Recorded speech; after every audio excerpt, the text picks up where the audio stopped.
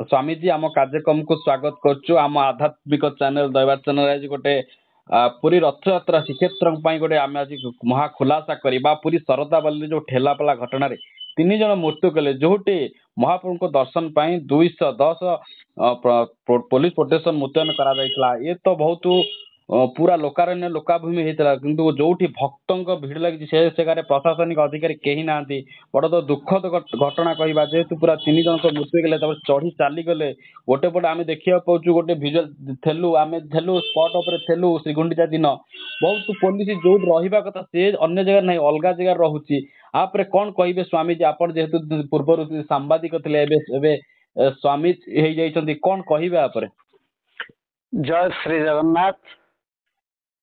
आज ये गोटे दुखद घटना शुणा मिलूँ आपण जो प्रश्नटी करुँचे प्रश्नटी गोटे गुरुत्वपूर्ण प्रश्न एवं यथार्थ आम समय रे वर्तमान जो सरकार टी आसी से सरकार पूर्वर थिला नवीन पट्टनायक सरकार से सरकार रे मध्य एमिति भिड़ थिला से सरकार रे मध्य एमिति लक्ष लक्ष लोक थिले एवं सेही सरकार रे मध्य हजार हजार पुलिस प्रशासन रही लोक श्रृंखलित भाव में रथ यात्रा करिवारे समर्थ होते किंतु ये गोटे सरकार आसीबा परे ये सरकार लक्ष लक्ष लोकंकर भिड़ भितर लक्ष लक्ष सैनिक एथर सैनिक माने आछंती बाहु एवं जहाज आछि समुद्र रे पैंतरा तटवाहिनी भाव में जगिछि सन्त्रासवाद माने पछी न जातु बम ब्लास्ट न हो बड़ धरणर विशृंखला न हो किंतु पुलिस कर्मचारी माने जो कर्म तांकर करबा कथा लोकंकु जो तांकर प्राण धन जीवन यौवन को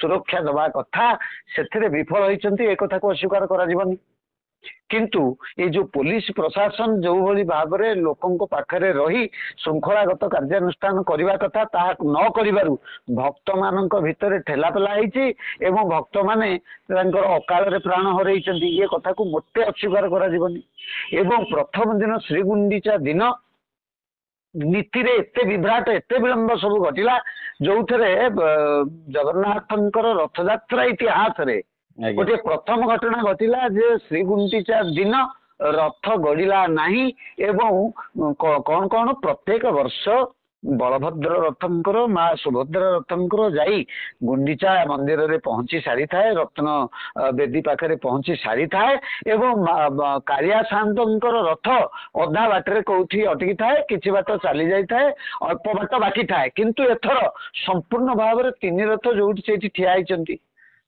ये जो अघटन सब घटुची एथिरे आमर वर्तमान सरकार रो अवहेला सरकार रो अनभिज्ञता दायी एवं जी अच्छी प्रशासक सी जगन्नाथ प्रशासन जी अच्छा मुख्य दायित्व रे अरविंद पाढ़ी महोदय सी बहुत संख्यार दायी कहीं ना एठी मध्य सेही पूर्वर जो ऑफिसर राज चली वर्तमान सरकार से ऑफिसर राज चलती ऑफिसर निर्भर करी केते जन ऑफिसर निर्भर करी राज्य सरकार यही अवस्था को चली आइले आज तेणु आपण प्रश्न जहाँ से कथा को आम अस्वीकार करवानी किंतु उत्कल रे नेता नहीं प्रयोजन उत्कल नेता स्वयं नारायण ये कथा को मध्य अस्वीकार करा जीवन जोठी स्वयं नारायण परम ब्रह्म परमात्मा अनंत कोटि ब्रह्मांड नायक कोटि कैवल्य नाथ विश्वपति प्रभु श्री जगन्नाथ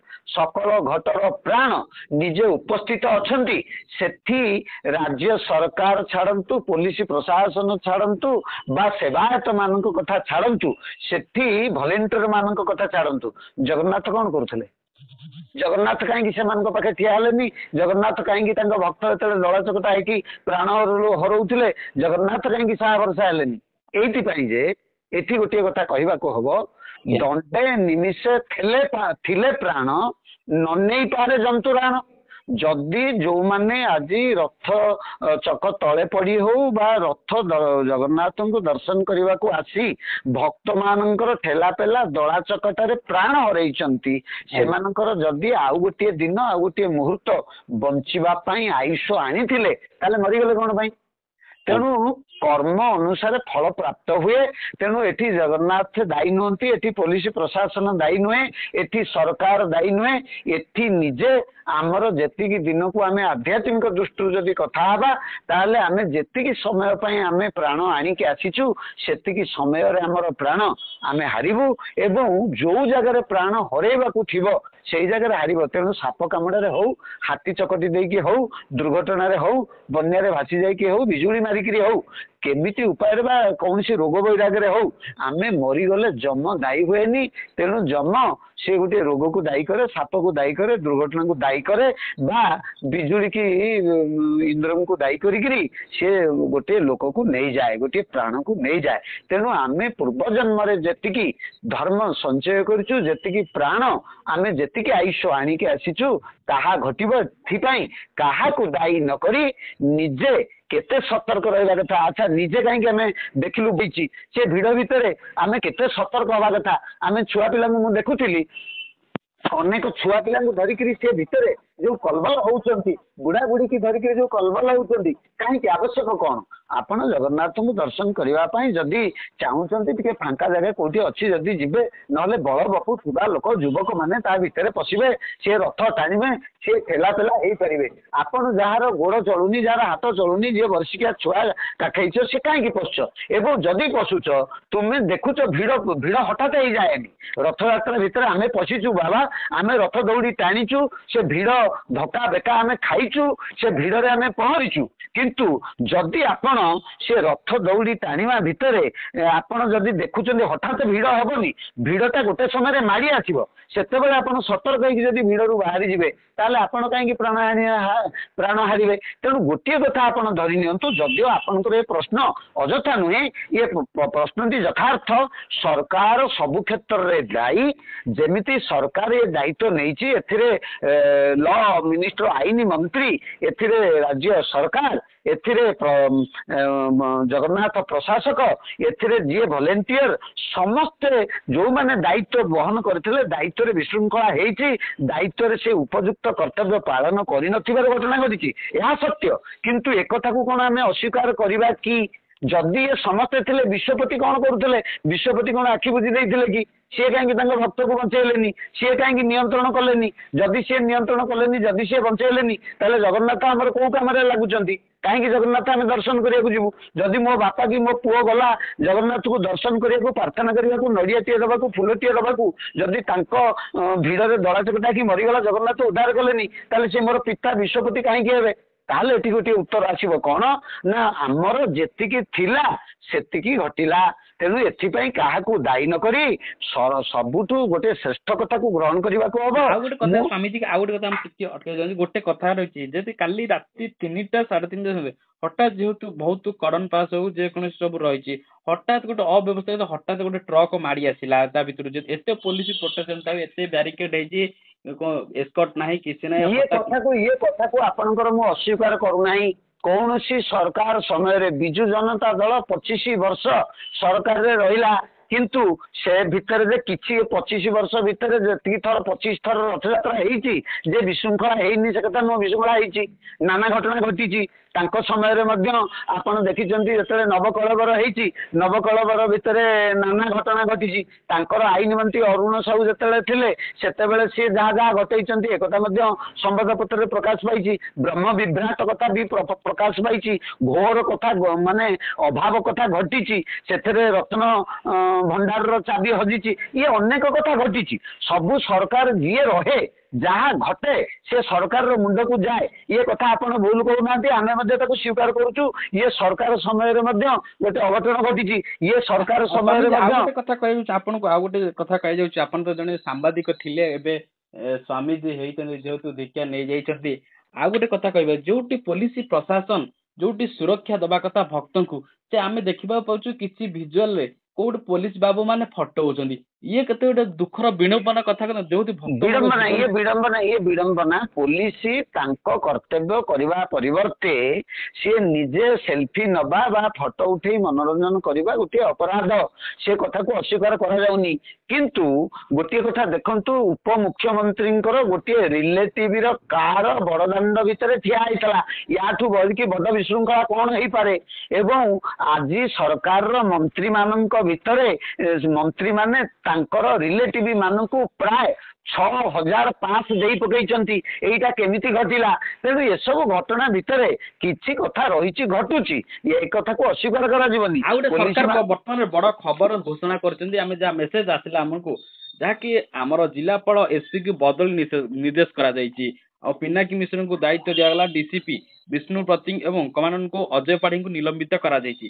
ଇଏ ଯୋଉ ଘଟଣା ସାମ୍ନାକୁ ଆସିଛି ୟା ପରେ କଣ କହିବେ? ଆଗକୁ କଣ ଆଗକୁ ଯେହେତୁ ରହୁଛି ରହୁଛି ଆଜ୍ଞା ଅରବିନ୍ଦ ପାଢୀଙ୍କୁ ପରିବର୍ତ୍ତନ କରିବା ପାଇଁ ଦାବି ହେଇଛି ବିରୋଧୀ ଦଳ ତରଫରୁ ଏବଂ ଜିଲ୍ଲାପାଳଙ୍କୁ ଏସପିଙ୍କୁ ପରିବର୍ତ୍ତନ କରାଯାଉଛି ଏଇଥିପାଇଁ ଯେ ସରକାରଙ୍କ ମୁଣ୍ଡ ଉପରକୁ ଯେତେବେଳେ ଗୋଟେ ନିନ୍ଦା ଅପବାଦ ଗୋଟେ ଅଘଟଣଟା ମାଡି ଆସେ ସେତେବେଳେ ସରକାର ନିଜଠୁ ସେ ନିନ୍ଦା ଅପବାଦ ଖସେଇ ନବା ପାଇଁ ତଳ କର୍ମଚାରୀ ମାନଙ୍କ ଉପରେ ଲଦି ଦିଅନ୍ତି।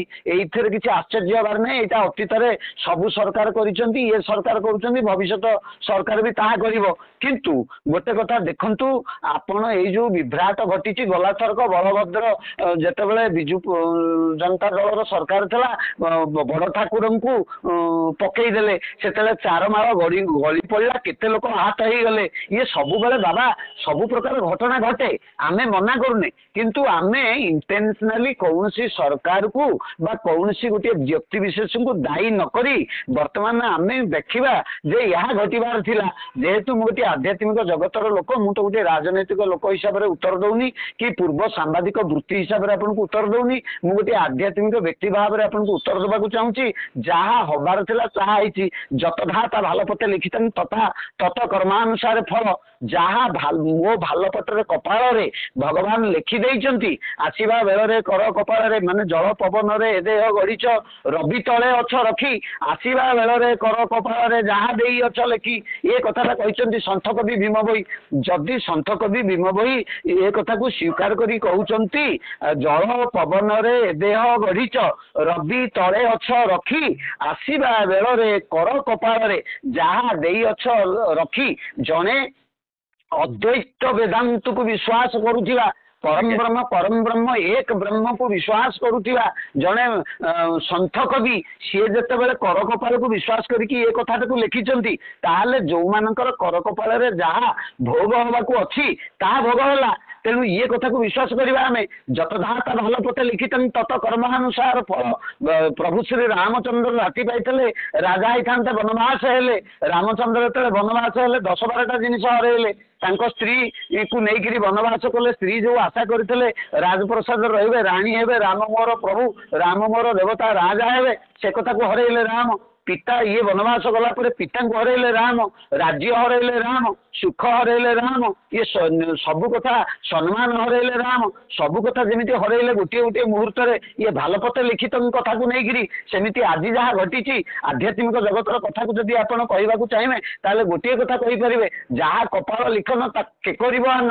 ତେଣୁ କପାଳରେ ଯାହା ଲେଖା ହେଇଥିଲା ତାହା ଘଟିଲା, କାହାକୁ ଦାୟୀ ନ କରି ଜୟ ଶ୍ରୀ ଜଗନ୍ନାଥ, ପ୍ରଭୁ ତୁମର ଇଚ୍ଛା ପୂର୍ଣ୍ଣ ହଉ। ଜୟ ଜଗନ୍ନାଥ, ଜୟ ଜଗନ୍ନାଥ, ଜୟ ଜଗନ୍ନାଥ। ଆମ ସହ ଯୋଡି ହେଇଥିଲେ ସ୍ୱାମୀ ଯିଏ ଆନନ୍ଦରାଜ, ଯିଏକି ସୁଚାରୁ ରୂପେ ବୁଝେଇ ଦେଉଥିଲେ, ବାକି ସରକାରଙ୍କୁ ସଚେତନ କରୁଥିଲେ ଆହୁରି ସୁଧାର ଭାବେ ଭକ୍ତଙ୍କ ପାଇଁ କିଭଳି ରହିବ ବନ୍ଦୋବସ୍ତ ତା ସୁଚାରୁ ରୂପେ କରାଯାଉ। ଜୟ ଜଗନ୍ନାଥ, ଜୟ ଜଗନ୍ନାଥ।